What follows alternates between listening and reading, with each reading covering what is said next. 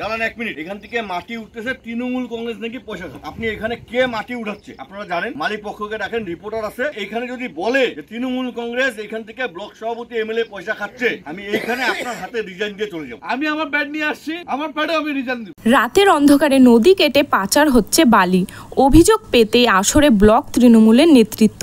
প্রধানকে সঙ্গে নিয়ে ডাম্পার আটক রাজগঞ্জ ব্লক সভাপতির, তুলে দেওয়া হলো পুলিশের হাতে।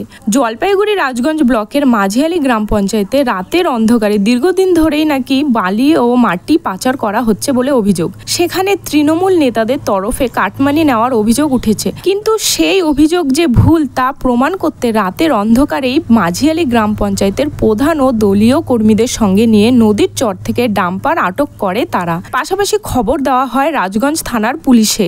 এরপর সেই গাড়ি পুলিশের হাতে তুলে দেন তারা। আজকে জলপাইগুড়ি হারার তো বিভিন্ন জায়গায় দেখতেছেন, প্রথম কারণ বলে বালি। এতদিন আমরা মাথা ঘামাই নেই, এইখানে যে এরকম ভাবে মাটি উঠতেছে, কে মাটি উঠতেছে ওকে দেখে। নদীর থেকে বালি উঠে বদনাম হয় তৃণমূলে। আমি তৃণমূলের ব্লক সভাপতি, এখানে দাঁড়ায় আছি। এখানে আপনি কে এখান থেকে বালি তুলতেছে তাকে ডাকেন। সে এখানে প্রকাশ্যে মিডিয়া আছে, আপনি প্রশাসনের লোক আছেন, আমার প্রধান আছে, প্রধান আছে, এখানে এসে বলুক তৃণমূল কংগ্রেসের কোন নেতা এখান থেকে পয়সা খায়। মমতা ব্যানার্জি, অভিষেক ব্যানার্জি লড়তেছে পশ্চিমবঙ্গের জন্য, এখানকার বিজেপির লোক বালি বিক্রি করে তৃণমূলের নামে দোষ দিবে, এটা হইতে দেবো না। আপনারা পাহারা দিবেন না, আমরা মমতা ব্যানার্জি সৈনিক, আমরা পাহারা দিব।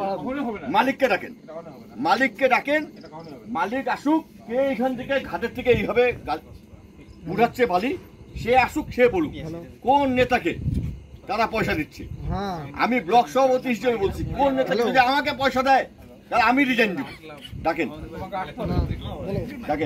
দেখেন কার গাড়ি আছে, কার পকলিং আছে, ডাকেন। ড্রাইভারের খালাসি ছিল তো 10 মিনিট আগেও ছিল, অতক্ষণ থাকেনি, কোন দিক থেকে